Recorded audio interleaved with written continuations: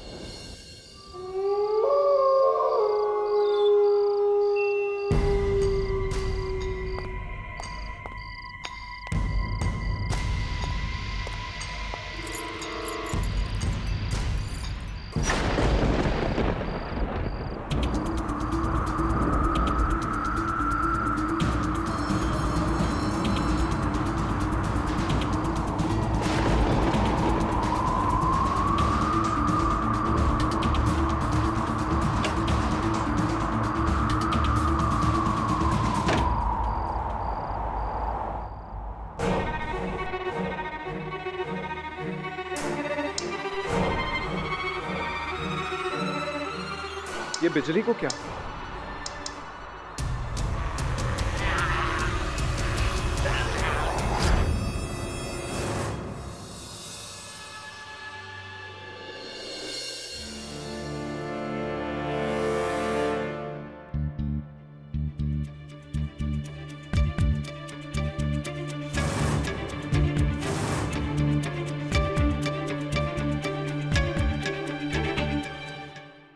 Müsaade безумно.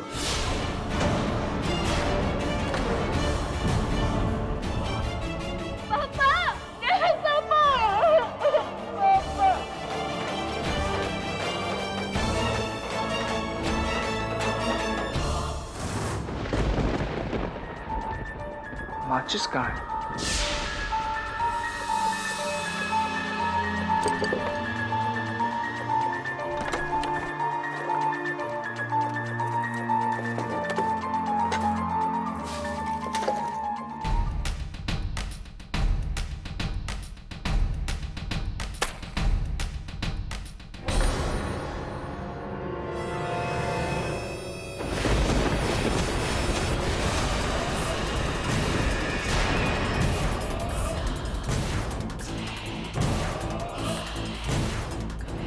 कौन? बेटा रवि, नाना जी, मुझे मार दिया गया है। मुझे उन लोगों ने मार दिया है।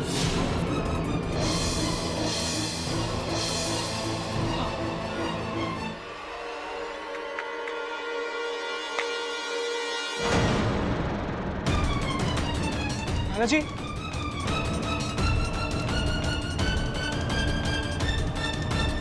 नाना जी, रवि, तुम यहाँ कैसे? नाना जी मर गए। तुम्हें कैसे मालूम? नाना जी, तू यहाँ कैसे आ गया? चल निकल यहाँ से। आप ही लोगों ने नाना जी का खून किया। क्या बकवास कर रहा है तू? बकवास नहीं कर रहा हूँ। भैया रुकिए, मैं बात करती हूँ। रवि पापा गुजर गए। लेकिन तुम्हें ये बात कैसे पता चली? मौसी, नाना जी ने खुद मुझे बताया। क्या कह रहे हो? क्या पता है तुम्हें? नाना जी खुद मेरे घर आए थे और उन्होंने कहा कि पागल हो गया है तू? उनको मरे हुए तो 1 घंटा हो गया है। रवि, मेरी बात सुनो। रवि, पापा की मौत हार्ट अटैक से हुई है। डॉक्टर ने जांच भी कर ली है रवि। उन्हें किसी ने नहीं मारा। तो मेरी बात समझने की कोशिश करो। बाबूजी चल नहीं सकते थे, वो व्हीलचेयर पे थे। पता नहीं है तुम्हें? वो सब मुझे नहीं पता। मुझे बस इतना पता है मौसी कि नाना जी मुझसे अभी अभी मिलने आए थे और उन्होंने कहा कि घर में से किसी ने उनकी हत्या की है। वो मर चुके हैं रवि। अब वो तुम्हारे पास नहीं आ सकते। आ सकते हैं। मैंने देखा है, मैंने अपनी माँ को देखा है। जतन, ये रवि बिल्कुल ठीक कह रहा है। बाबूजी को इसने पक्का देखा है। कैसी बातें कर रही हो पुष्पा? बाबूजी की आत्मा। गॉड, अरे ये पागल हो गया। इसे घर में किसने घुसने दिया इसको? एक सेकंड प्लीज, एक सेकंड। मुझे लगता है कि रवि सही कह रहा है। अरे अब तुम्हें भी क्या बाबूजी ने आकर बताया है? भैया आप ये देखिए, इनकी जबान काली पड़ गई है। शायद डॉक्टर्स ने इनकी जबान चेक नहीं की है। नेचुरल डेथ में जबान काली नहीं पड़ती है। इन्हें जहर दिया गया है, ऐसी किस्म का जहर जिसका असर देर से पता चलता है। मैंने कहा था किसी ने नाना जी की जान ली है। हमें पुलिस को इन्फॉर्म करना ही होगा। नाना जी का पोस्टमार्टम हमें करवाना ही होगा। पोस्टमार्टम? अरे तू पागल हो गया क्या? पोस्टमार्टम? भैया ये गलत कहाँ कह रहा है? मेरी भी राय यही है, हमें पोस्टमार्टम करवाना चाहिए। देखिए, अगर बाबूजी का वाकई खून हुआ है तो कातिल का पता लगाना बहुत जरूरी है।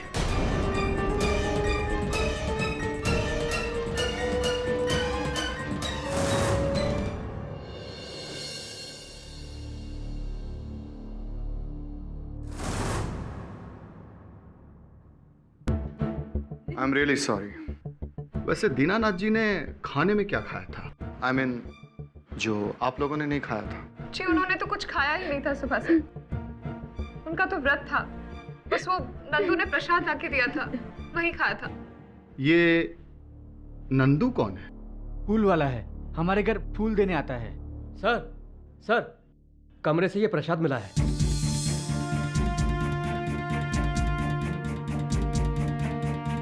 तो ये वही प्रसाद है जो? जी वही है। मिस्टर सतीश, आपका शक बिल्कुल सही निकला। दीनानाथ जी की मौत जहर से ही हुई है।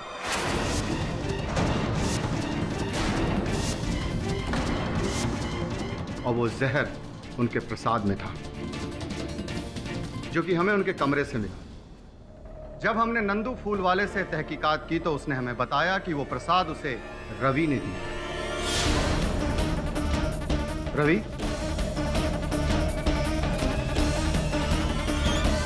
रवि, क्या मैं सही कह रहा हूं? जी हाँ इंस्पेक्टर साहब, नाना जी को प्रसाद मैंने भिजवाया था, पर उसमें जहर मैंने नहीं मिलाया। झूठ बोल रहे हैं आप, बकवास कर रहे हैं आप। आपके घर से हमें ये जहर की शीशी मिली, जिसमें अभी भी जहर बाकी है।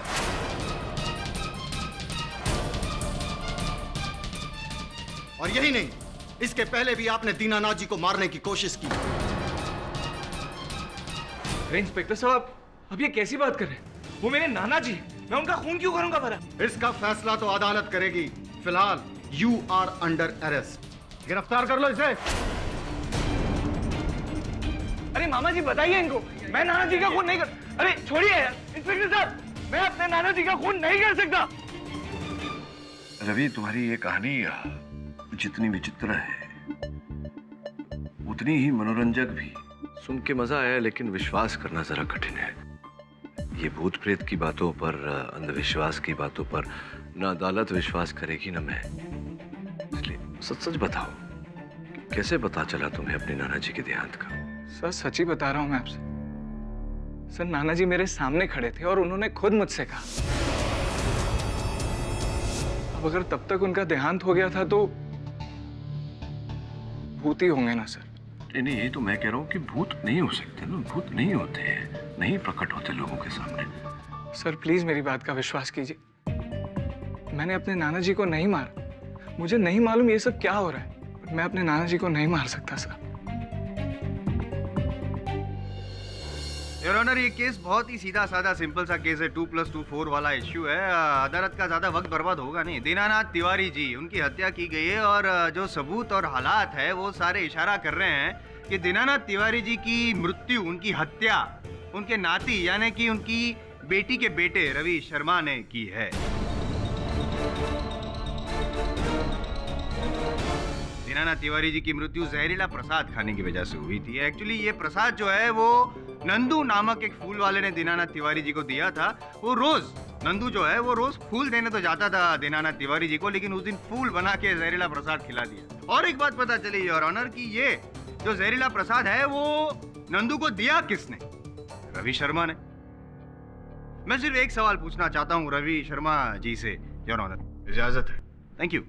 बस इस सवाल का जवाब मिल जाए 10 मिनट में तो केस खत्म। उससे पहले लंच घर पे कीजिएगा जा। रवि जी ये बताइए कि ये जो प्रसाद दीनानाथ जी ने खाया, वो प्रसाद तुम्ही ने नंदू फूल वाले को दिया था?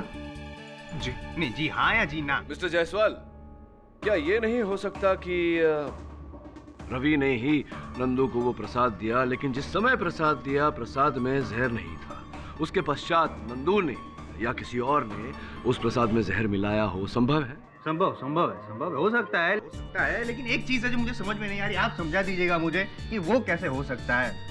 योर ऑनर, ये जो बॉटल है जिसमें जहर है, और ये वही जहर है जो दीनानाथ जी के प्रसाद में था जो उन्होंने खाया और उनकी हत्या हो गई। ये जहर वाली जो बॉटल है, आधी बॉटल, वो रवि जी के कमरे से मिली। ये कैसे हो सकता है? खैर छोड़िए योर ऑनर, और एक बात है, ये चाकू तीसरा सबूत है रवि शर्मा जी के खिलाफ। इन पर रवि जी के उंगलियों के निशान हैं, और दीनानाथ जी की जब मृत्यु हुई उसकी पिछली रात ये चाकू दीनानाथ जी के बेडरूम की खिड़की के नीचे से मिला, बाहर की साइड। ये कैसे पहुंचा वहां पे? इस सवाल का जवाब देने के लिए मैं दीनानाथ जी के वॉचमैन गंगाराम को यहाँ पे बुलाना चाहूंगा योर ऑनर। इजाजत है? हाँ साहब, उस रात जब हम अपनी ड्यूटी कर रहे थे तो हमने बाबूजी के कमरे के नीचे किसी को देखा था। वहीं रुको! हमारी आवाज सुनने के बाद वो भाग गया था। हमने वहां जाकर देखा तो जमीन पर एक चाकू पड़ा हुआ था। हमने वो चाकू उठाकर जतिन बाबू को दे दिया। योर ऑनर, वो चाकू जतिन ने पुलिस के हवाले कर दिया, और फॉरेंसिक रिपोर्ट के अनुसार उस चाकू पर जतिन और गंगाराम जी के अलावा सिर्फ रवि की उंगलियों के निशान हैं। ऐसा तो केस खत्म हो चुका है, लेकिन फिर भी पाठक साहब आप कुछ पूछना चाहे तो प्लीज। पूछ ही लेता हूँ मैं, आपकी दलील को खत्म कर देता हूँ। भाई ये बताओ कि जो कह रहे हो आप, जिस व्यक्ति को भागते हुए देखा, उस व्यक्ति का चेहरा देखा था? नहीं साहब, बहुत अंधेरा था वहाँ। इसका अर्थ ये होता है कि आप विश्वास से नहीं कह सकते हैं कि वो व्यक्ति रवि ही थे। नहीं साहब, हम कहाँ कह रहे हैं, ये तो ये वकील साहब कहे जा रहे हैं। नहीं मतलब रवि जो चाकू पे रवि के उंगलियों के निशान मिले। योर ऑनर, जायसवाल साहब पता नहीं चाकू को लेकर क्या सिद्ध करना चाहते हैं, क्योंकि दीनानाथ जी की हत्या, उनकी मृत्यु इस चाकू के कारण तो हुई ही नहीं है।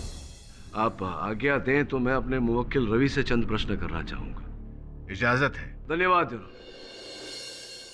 रवि, जब आपको अपने नाना जी के मृत्यु के बारे में पता चला और आप उनके घर पहुंचे और सबके सामने आपने ये भावना प्रकट की कि उनकी मृत्यु स्वाभाविक रूप से नहीं हुई, उनकी हत्या की गई है, कि किस कारणवश आपने ऐसा कहा था? जी, वो मुझे किसी ने बताया था।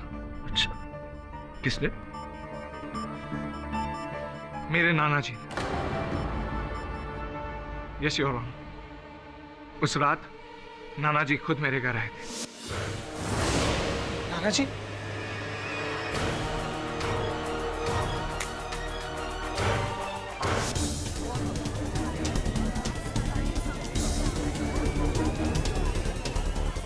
भूत मतलब रवि जी भूत वाली बातें करके अदालत को, इस केस को गुमराह कर रहे हैं योर ऑनर। और पाठक साहब, आप भी क्या इतने सीनियर लॉयर हो के हैं? अरे नहीं जायसवाल साहब, भूत प्रेत में तो मैं भी नहीं मानता। मैं केवल अदालत को ये समझाने का प्रयास कर रहा था कि रवि ने अगर ये हत्या की होती तो स्वयं उस घर में क्यों जाते और सबको क्यों बताते कि दीनानाथ जी की मृत्यु स्वाभाविक रूप से नहीं हुई, उनकी हत्या हुई। पोस्टमार्टम रिपोर्ट की मांग भी इन्होंने की थी। तो ऐसा करके अगर इन्होंने हत्या की होती तो इन्होंने तो पूरा ये जो मुसीबत है अपने सर मोड़ दिया ना। तो चुप रहते तो नहीं, चुप नहीं रहते। चुप रहने से प्लान फेल हो जाता पाठक। अच्छा, हाँ, क्योंकि योर ऑनर ये घर पे जाके जो परिवार वाले हैं दीनानाथ जी के, उन पर से किसी पे इल्जाम लगाना चाहते थे, क्योंकि पूरे परिवार से इनको नफरत थी। ये तो मैंने रोक दिया, टोक दिया, वरना रवि जी ये भी कह देते कि उनके नाना जी के भूत ने ये भी बता दिया है कि हत्यारा कौन है। और भूत वाली बात इसलिए छेड़ी क्योंकि उनको पता था कि जो पुष्पा जी है वो अंधविश्वासी है और इस भूत वाली बात पे बहुत आसानी से भरोसा कर लेगी। नहीं, आप ये कहना चाहते हैं कि रवि जी को घृणा थी उस परिवार में से किसी से, या पूरे परिवार से? पूरे इसीलिए इन्होंने ये षड्यंत्र। इसीलिए अच्छा, तो साबित तो करिए। हाँ, नहीं, लेकिन मैं नहीं बोलूंगा, मैं बोलूंगा नहीं ये, क्योंकि मेरी बात पे विश्वास नहीं करेंगे ना आप। इसलिए योर ऑनर, मैं दीनानाथ जी के जो सुपुत्र है अजीत तिवारी, उनको यहाँ पे बुलाना चाहूँ। इजाजत है? योर ऑनर, इस रवि की माँ यानी कि हमारी बहन सुधा ने एक जुआरी और आवारा किस्म के इंसान से भागकर शादी कर ली थी, और इसी वजह से हमारे पिताजी ने उससे हमेशा हमेशा के लिए सारे रिश्ते नाते तोड़ दिए। कुछ समय बाद हमें यह समाचार मिला कि इसका बाप जो कि एक गुनहगार था, अपने गुनाहों के कारण उसे जेल जाना पड़ा और इसी वजह से हमारी बहन सुधा ने सुसाइड कर लिया। और ये रवि ये समझता है कि ये सब हमारी वजह से हुआ है। Exactly your honour. बदला और लालच, ये दो चीजें काम कर रही थी रवि के दिमाग में। बदला लेने के लिए दीनानाथ जी की हत्या की और फिर उनकी हत्या के इल्जाम में परिवार वालों को फंसाना चाहा। लालच, जो जायदाद चाहिए थी उसकी वजह से उनके घर भी पहुंच गए। That's it. जसवाल साहब देखिए, ऐसा नहीं है कि दीनानाथ जी की मृत्यु से केवल रवि को ही फायदा होने वाला था। 3 और व्यक्ति हैं जिनको फायदा होने वाला था। संभव है कि उन तीनों में से किसी ने दीनानाथ जी की हत्या की हो। योर ऑनर, दीनानाथ जी ने अपनी कोई विल नहीं बनाई थी, जिसके कारण उनके जायदाद के बंटवारे को लेकर परिवार में अशांति का वातावरण फैला हुआ था।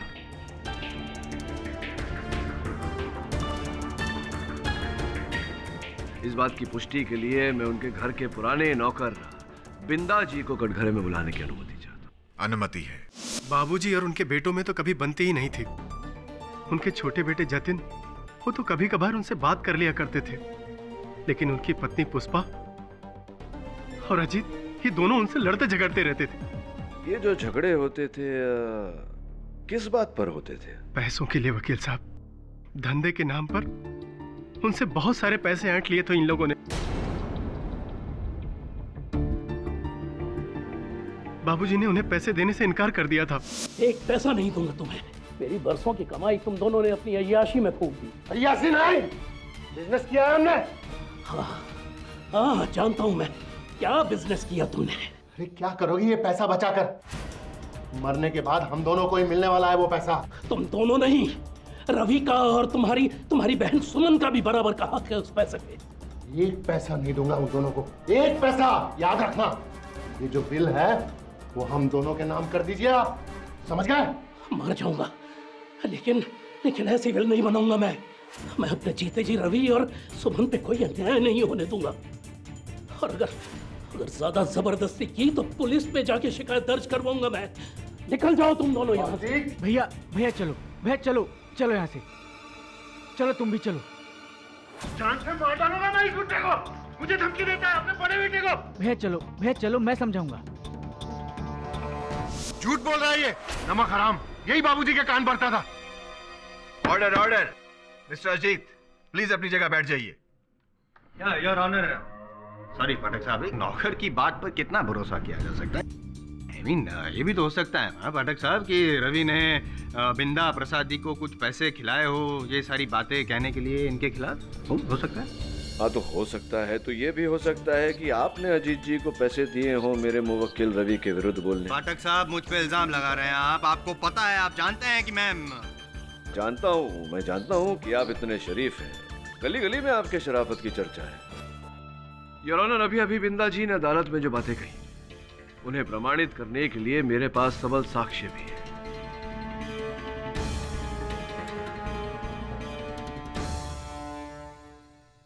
रवि, ये जो प्रसाद तुमने नंदू द्वारा भेजा था अपने नाना जी को, इस प्रसाद के अतिरिक्त भी कोई तुम्हारे और नाना जी के बीच में कोई आदान प्रदान चल रहा था?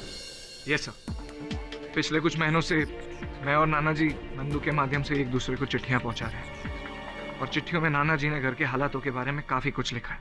योर ऑनर, जिन चिट्ठियों की बात कर रहे हैं वो चिट्ठियां इस समय मेरे पास यहाँ हैं। इससे इस बात की पुष्टि हो जाती है कि बिंदा जी जो कह रहे हैं वो बिल्कुल सही है। पढ़ के सुनाता हूँ योर ऑनर। मेरे प्यारे रवि, घर का माहौल अब और भी बिगड़ता जा रहा है। अजीत और पुष्पा विल बनाने के लिए मेरे पीछे पड़े हुए, मेरी जान के पीछे पड़े हुए। अच्छा है कि तुम इस माहौल से दूर हो और हो सके तो हमेशा दूर ही रहे। तुम्हारे माँ और पिता के साथ जो अन्याय मैंने किया, शायद मेरे वही पापों का ये फल है जो मुझे भुगतना पड़ रहा है। ढेर सारा प्यार, तुम्हारे नाना Dinanath. Your honour, handwriting experts इस बात का प्रमाण कर चुके हैं कि हस्तलिपि दीनानाथ जी की ही है। मानता हूं कि अजीत ने दीनानाथ जी को जायदाद के लिए परेशान किया, जान के पीछे पड़ गए थे, लेकिन जान ली ये तो साबित नहीं हुआ। कहने और करने में बहुत फर्क होता है योर ऑनर। वैसे तो आपके लिए भी मेरे मन में क्या फीलिंग्स हैं, मन तो मेरा भी करता है कि मैं समझ गया ना? समझ गया। अच्छी तरह से जानता हूं कि आपके मन में मेरे लिए क्या क्या विचार हैं। ये जो हिंसक विचार मेरे लिए हैं आपके मन में, इन्हें बाहर करने का एक सरल उपाय है।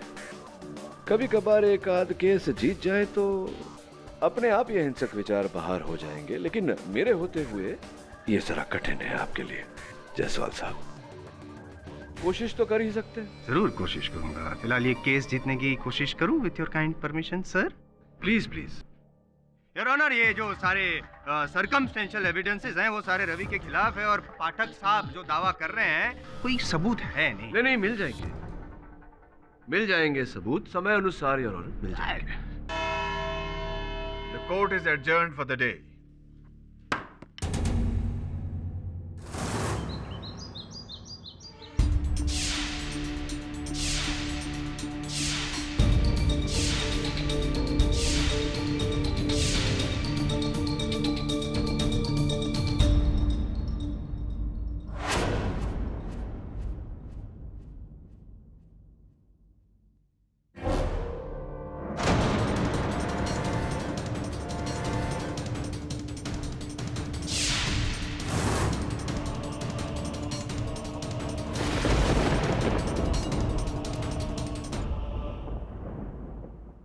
नंदू, तू यहाँ क्या कर रहा है? भाभी जी वो मंदिर में माला चढ़ाने आया था। थैले में क्या है? दिखा। भाभी इसमें फूल हैं, देख लो। ठीक है, चल जा।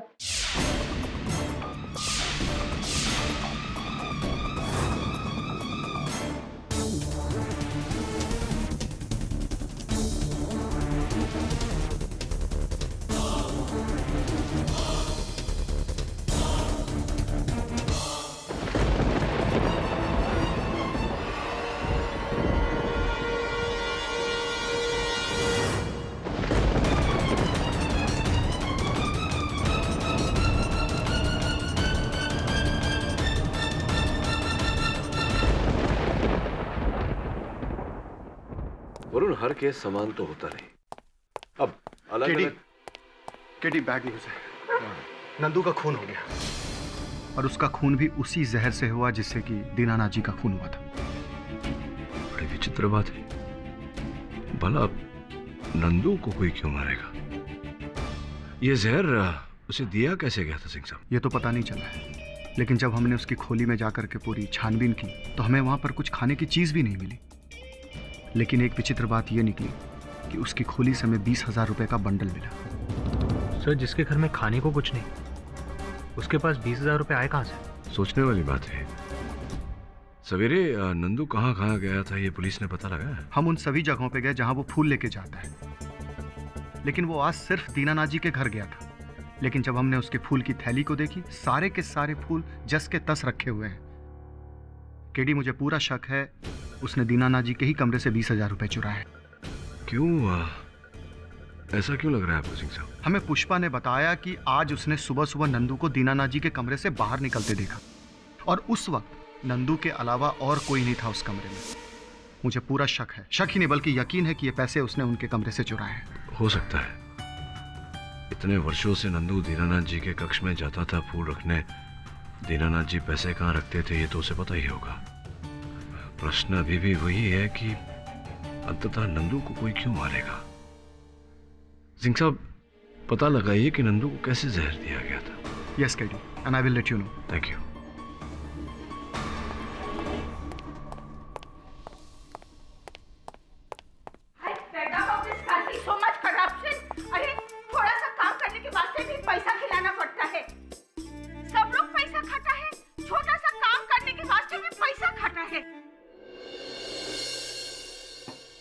देख लेना केडी, सब पैसा खा खा के मरेगा। जो पैसा खाएगा वो मरेगा। Everyone who eats money will die.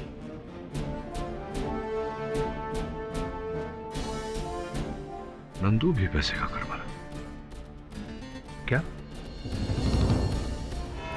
Your honour, ये सत्य है कि दीनानाथ जी की मृत्यु विष के सेवन से हुई है। किंतु वो विष उस समय उस प्रसाद में नहीं था जो प्रसाद रवि ने नंदू के द्वारा उन्हें भिजवाई थी। उस प्रसाद में बाद में जहर डाला गया ताकि इस हत्या का दोष रवि पे डाला जा सके। नहीं, अगर ऐसा जैसा आप कह रहे हैं वैसा है तो फिर दीनानाथ जी के शरीर में वो जहर आया कहाँ से जब प्रसाद में था ही नहीं। नहीं, इसलिए बोल रहा हूँ मैं क्योंकि जो स्टमक वॉश किया गया दीनानाथ जी का, उससे ये साबित होता है कि दिन भर में दीनानाथ जी ने कुछ भी नहीं खाया था सिवाय ये प्रसाद। तो फिर वही सवाल पूछ रहा हूँ कि दीनानाथ जी के पेट में वो जहर आया कहाँ से? नहीं, मैं बताता हूँ। ये भी हो सकता है कि वो जो हत्यारा है योर ऑनर, उसने वो मुंह पकड़ के दीनानाथ जी के मुंह में ठोस दिया वो जहर। नहीं, और एक ऑप्शन है, ये भी हो सकता है कि दीनानाथ जी को ऐसा लगा होगा कि जिंदगी बीत गई, लाइफ में कभी जहर टेस्ट नहीं किया, चलो ट्राई करके देखते हैं, मुझे मरने का बड़ा शौक है। हो गया आपका? ओके। योर ऑनर, वास्तविकता तो ये है कि दीनानाथ जी के शरीर में जहर इन नोटों के बंडल द्वारा प्रवेश किया। मतलब दीनानाथ जी ये जहर वाली नोट खा गए? नहीं, चाट। क्या कर गए?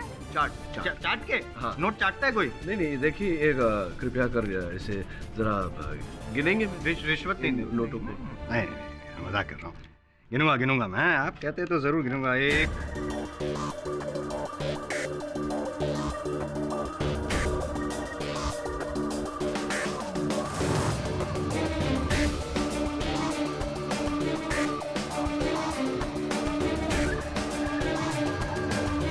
क्या कर रहे हैं आप? चाट रहे हैं अपनी उंगली? मैं चाट रहा हूँ। हाँ, बिल्कुल इसी प्रकार से योर ऑनर, किसी ने दीनानाथ जी को ये नोटों का बंडल दिया, इन नोटों पर विष लगाकर।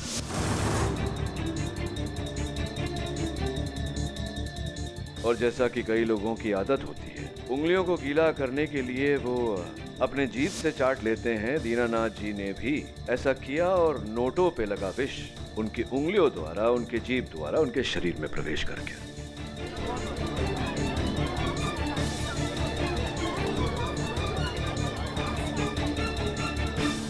गिनती करने के बाद योर ऑनर, नोटों का ये बंडल दीनानाथ जी ने सुरक्षित स्थान पर रख दिया, किंतु विष का असर उन पर होने लगा।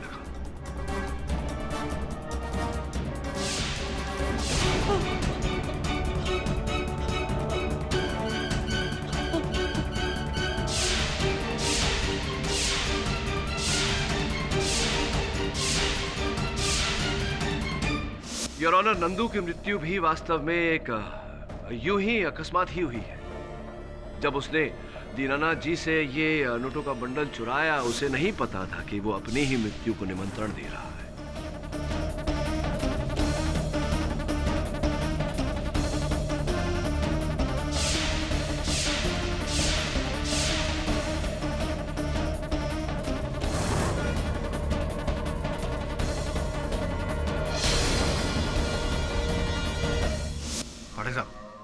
ग्रेट यार, रियली। नहीं, आपने ये तो बता दिया कि दीनानाथ जी और नंदू की मौत कैसे हुई। अब प्लीज ये भी बता दीजिए ना कि ये जो जहर वाला नोटों का बंडल है वो दीनानाथ जी को किसने दिया, प्लीज बता। योर ऑनर, इस बात को प्रमाणित करने के लिए, साक्ष्य पेश करने के लिए मैं एक ऐसे व्यक्ति को कटघरे में बुलाना चाहूंगा जो कभी कभार दीनानाथ जी की देखरेख किया करते थे। हाँ, कभी कभी मैं अपने पापा को कुछ पैसे दे दिया करता था, लेकिन इतने पैसे देने की मेरी हैसियत नहीं। वैसे भी मेरे घर में मेरे बड़े भैया और मेरी वाइफ पुष्पा ही सब काम हैंडल करते हैं। हो सकता है ये रुपए आपने किसी और से लेकर दिए हो। हाँ, ऑब्जेक्शन योर ऑनर। अभी जतिन जी ने कहा कि कभी कभी वो पैसे दिया करते थे, से ये साबित नहीं होता ये जो नोटों का बंडल है 20,000 रुपए वाला जहर वाला, वो उन्होंने ही दिया था दीनानाथ जी को, नहीं ना? ऐसा आपको लगता है? अगर लगता है तो प्लीज साबित कर दीजिए ताकि मुझे बुरा ना लगे। साबित तो करूंगा योर ऑनर, लेकिन इसके लिए मुझे थोड़ा समय चाहिए। The court is adjourned for the day. देखिए अजीत जी, आप लोगों को कष्ट देने का उद्देश्य नहीं है हमारा। हम केवल एक रात दीनानाथ जी के शयन कक्ष में गुजारना चाहते हैं। हुआ ये कि कल एक बार फिर कल रात को रवि को दीनानाथ जी दिखाई पड़े और उन्होंने रवि से कहा कि उनकी हत्या का ये जो भेद है वो उनके कमरे में छिपा हुआ है। बस यही भेद जानने के लिए हम वहाँ एक रात बिताना चाहते हैं। खेड़ी साहब, क्या आप भी ये भूत प्रेत के चौचलों में विश्वास रखते हैं? अरे वो रवि झूठ बोल रहा है, वो ड्रामा कर रहा है। अब समझ नहीं रहे हैं? झूठ कौन बोल रहा है कौन नहीं, सच क्या है क्या नहीं, ये तो कल सवेरे तक पता चल ही जाएगा। एक रात की बात है जीत जी, बस।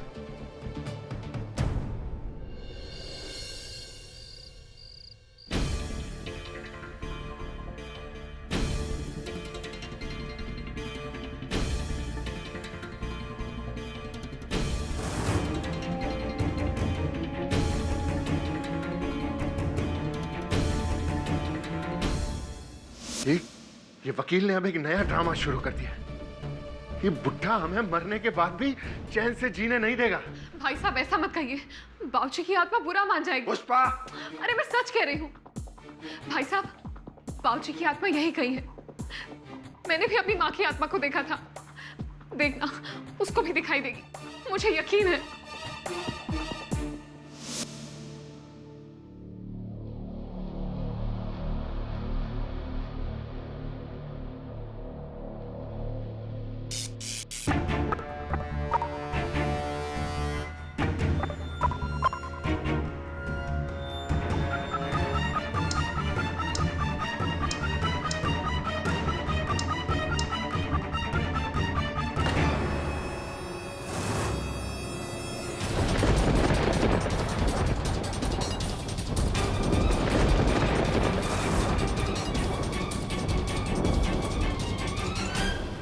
आप कौन?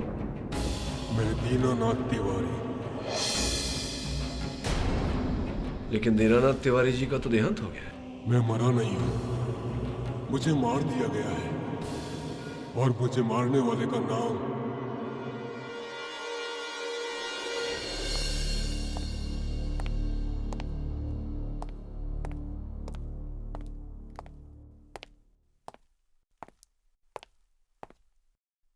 आए थे वो। कौन? आपके पिताजी दीनानाथ जी।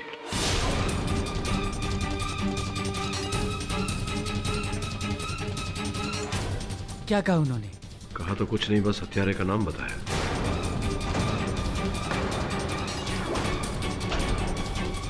सर, किसका नाम बताया उन्होंने?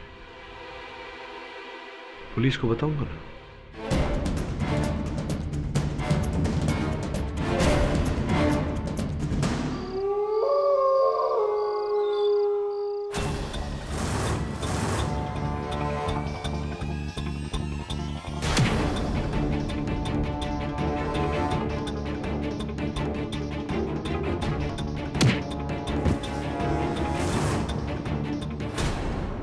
योर ऑनर, मेरे मौकिल रवि अदालत से विनती करना चाहते हैं, आपकी अनुमति हो तो।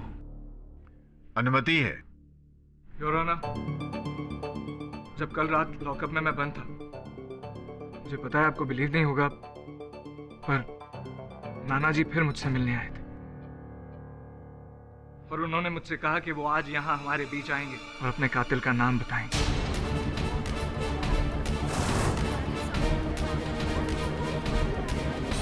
मिस्टर रवि शर्मा, आपको यह पहले भी बताया जा चुका है कि अदालत भूत प्रेत या अंधविश्वास को नहीं मानती। दीनानाथ जी मर चुके हैं, वो अदालत में नहीं आ सकते। लेकिन योर ऑनर, मुझे विश्वास है कि अगर मैं उनको बुलाऊंगा तो वो जरूर आएंगे, क्योंकि उस रात भी तो वही आए थे ना मेरे पास, वरना मुझे कैसे पता चलता कि उनकी हत्या हुई। योर ऑनर, मुझे लगता है कि अगर रवि का विश्वास इतना अटल है तो एक अवसर दिया जाना चाहिए। हाँ, बराबर, मौका देना चाहिए। मैं भी मानता हूँ योर ऑनर, मौका देना चाहिए, भले ही अदालत का वक्त बर्बाद होगा, और क्या। सुनिए, इनके सर पर हत्या का गंभीर आरोप लगा है। मुझे लगता है योर ऑनर कि इन्हें अपने बचाव में बोलने का एक अवसर देना उचित रहेगा। ठीक है मिस्टर पाठक। मिस्टर रवि शर्मा, मुझे उम्मीद है कि आप जानते हैं कि आप क्या कर रहे हैं। यस योर ऑनर, मुझे पूरा विश्वास है कि मैं जो कुछ भी करने जा रहा हूँ वो ठीक है।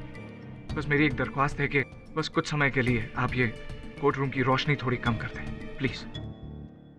इजाजत है। Lights off please.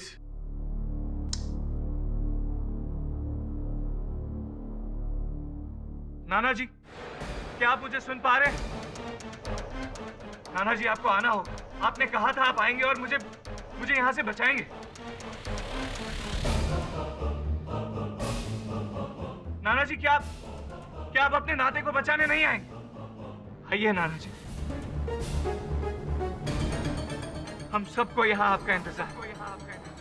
आपके नाते को आपकी जरूरत है नाना जी। मुझ पर झूठा इल्जाम लगा रहे हैं ये लोग। नाना जी आइए, नाना जी प्लीज आइए।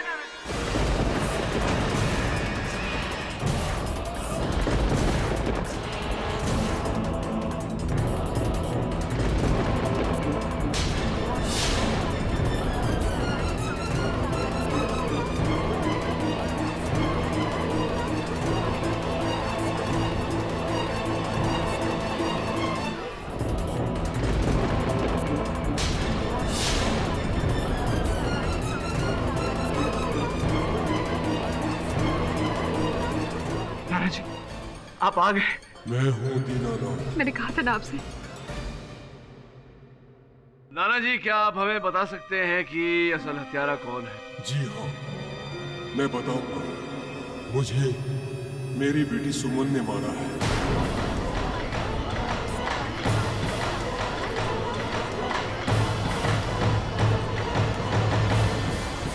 ये सब बकवास है, बकवास। प्लीज लाइट्स ऑन करवाइए।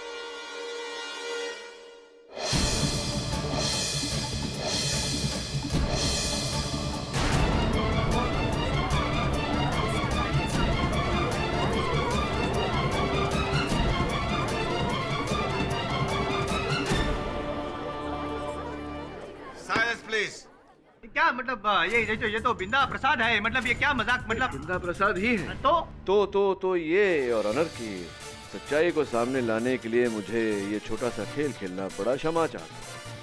वास्तविकता में मेरे मुवक्किल को वहां लॉकअप में कोई भूत दिखाई नहीं पड़ा। जो भूत दिखाई पड़ा था घर में, वो भूत नहीं था यार, वो भी बिंदा प्रसाद ही थे। बिंदा जी आगे की कहानी आप बताएंगे अदालत को या मैं ही? नहीं जी, मैं बाबूजी के बेटे जायदाद के लिए उनसे हमेशा लड़ते झगड़ते रहते थे। और ये अजीत जी, ये तो हमेशा उन्हें मार डालने की धमकी दिया करते थे। जिस दिन बाबूजी की मौत हुई ना, उस दिन हम समझ गए सरकार कि इन्हीं लोगों में से किसी ने बाबूजी को मार दिया।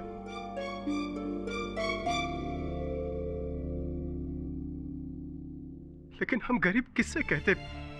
पुलिस या कोई और हमारी बात सुनता क्यों? क्यों विश्वास करते लोग हमारे ऊपर? इसलिए हमने एक निर्णय लिया और भूत बनने का नाटक किया। मैं जानता था कि रवि अपने नाना से बहुत प्यार करते थे। वो उनकी मौत की छानबीन जरूर करवाएंगे।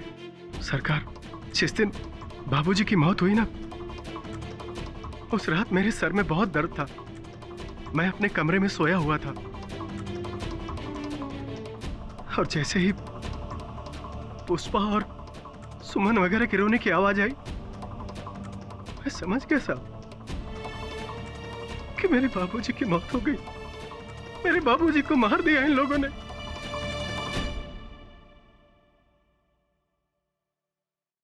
मैंने चुपके से बाबूजी के कपड़े पहने और घर से निकल गया और रवि के घर पर चला गया। लेकिन वहां पर रवि नहीं था। मैं बिजली बंद करके रवि का इंतजार करने लगा।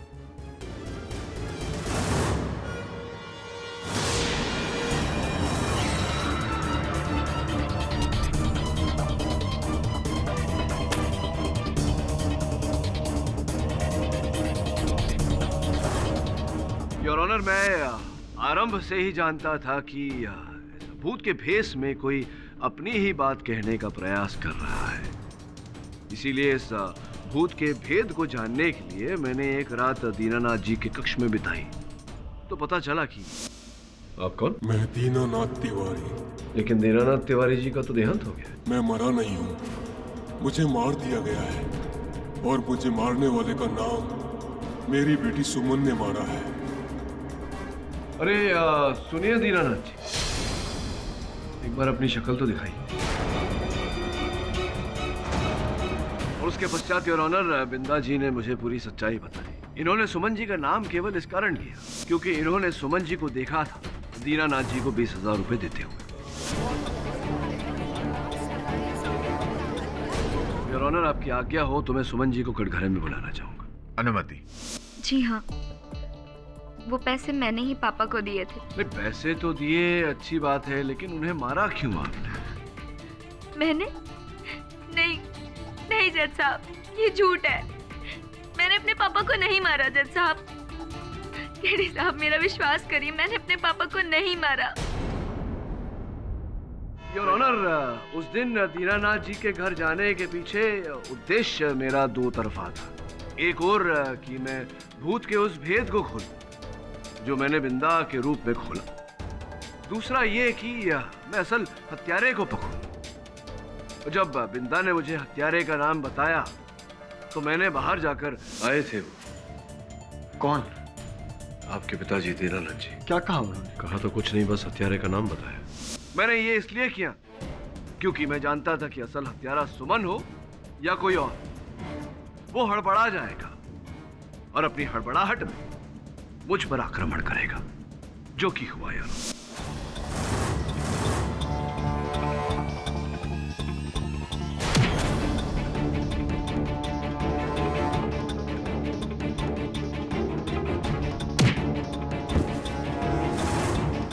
योर ऑनर, मेरे हाथों में आ गई कान की ये बाली, जिसका अर्थ ये हुआ कि जिसकी भी ये बाली थी उसका कान कट चुका था। सुमन जी विश्वास करते हैं आप पर कि आपने अपने पापा को नहीं मारा, किंतु परंतु आप पर, आपकी बातों पर जितना विश्वास मैं कर पा रहा हूं, दुर्भाग्यवश आपके पतिदेव की बातों पर उतना विश्वास नहीं हो रहा मुझे। सतीश जी आइए ना। ये क्या हुआ? आपके कान में चोट लग गई? वो जी दरअसल वो, चलिए जाने दीजिए इस बात को। तो ये बताइए, आपकी बाली है? जी नहीं, ऐसी बालियां तो बाजार में मिल जाती हैं, किसी की भी हो सकती हैं। हाँ, बात तो सही है आपकी। ऐसी तो बालियां अनेक मिलती हैं बाजार में, कटे हुए कान नहीं मिलते। आपके कानों में ये चोट कैसे कट गया कान? ये जी बात दरअसल ये है कि नहाते समय टॉवल मेरी बाली में फंस गया था और मेरा कान कट गया। झूठ बोल रहे हैं आप सतीश जी। सत्य तो ये है योर ऑनर के इन्हीं ने दीनानाथ जी की हत्या की। यही थे जिन्होंने उन नोटों पर जहर लगाया और अपनी पत्नी के जरिए दीनानाथ जी तक पहुंचाया। यही थे जिन्होंने मुझे मारने का प्रयास किया, मुझ पर आक्रमण करके। माने या ना माने, आप ही थे सतीश जी। और इस बात का एक और साक्ष्य है मेरे पास। योर ऑनर, जिस दिन दीनानाथ जी की हत्या हुई उसके एक दिन पूर्व भी सतीश जी ने उन्हें मारने का प्रयास किया था, एक गुंडे को उनके शयन कक्ष में भेजकर। जब वो गुंडा घर के पिछवाड़े की पाइप से उनके शयन कक्ष में जाने का प्रयास कर रहा था, उसी समय मेरे मुवक्किल रवि वहां दीनानाथ जी से मिलने पहुंचे।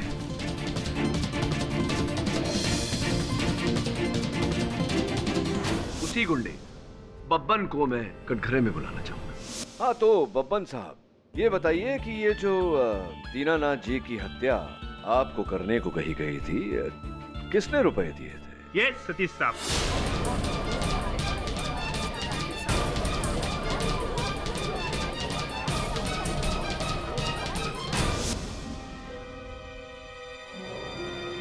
जी हाँ जज साहब, दीनानाथ जी का खून मैंने ही किया है।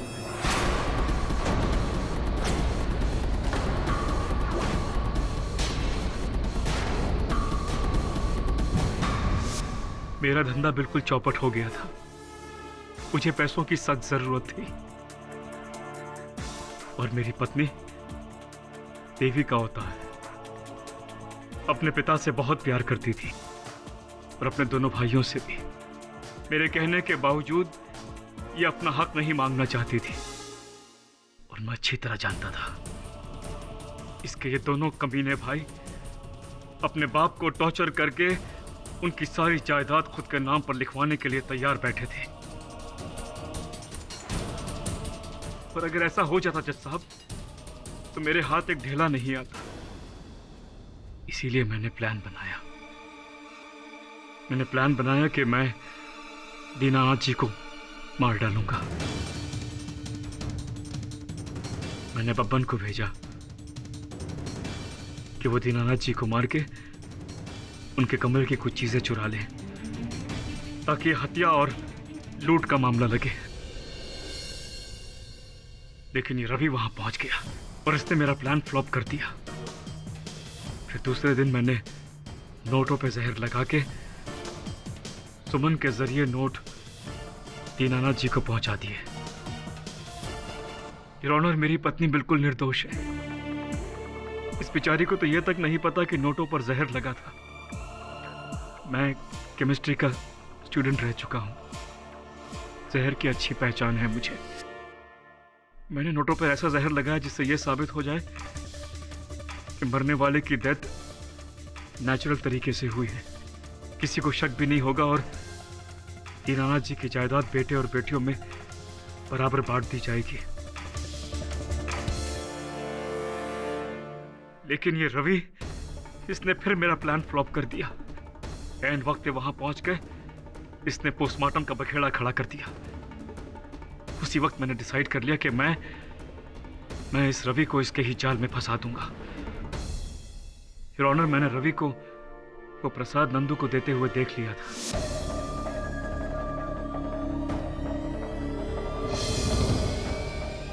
पुलिस के पहुंचने से पहले मैंने प्रसाद में वो जहर मिला दिया और वही बोतल मैंने रवि के घर में छुपा दी। मेरी किस्मत बुरी थी जज साहब। अगर नंदू ने वो नोट नहीं चुराए होते और नोट गिनते वक्त उसकी मौत नहीं हो गई होती तो मैं कभी पकड़ा नहीं जाता। दुर्भाग्यवश आपकी किस्मत आपको धोखा देगी। The defence rests your honour. Satish Mishra के इकबाले जुर्म के बाद यह अदालत उन्हें गिरफ्तार करके उन पर केस चलाने का आदेश देती है और मिस्टर रवि शर्मा को बाइज्जत बरी करती है। The case is closed. फड़क साहब। हाँ जी सर। इस बार भी जीतने के लिए आपने वो पैतरा जो यूज किया है, वो भूत वाला, मुझे पता था भूत भूत कुछ होते नहीं। नहीं, देखिए ये भ्रम में मत रहिएगा, क्योंकि अक्सर जो होता है वो दिखता नहीं और जो दिखता है वो होता नहीं। एक मिनट क्या? मैं कुछ समझा नहीं। समझे नहीं? यही तो प्रॉब्लम है।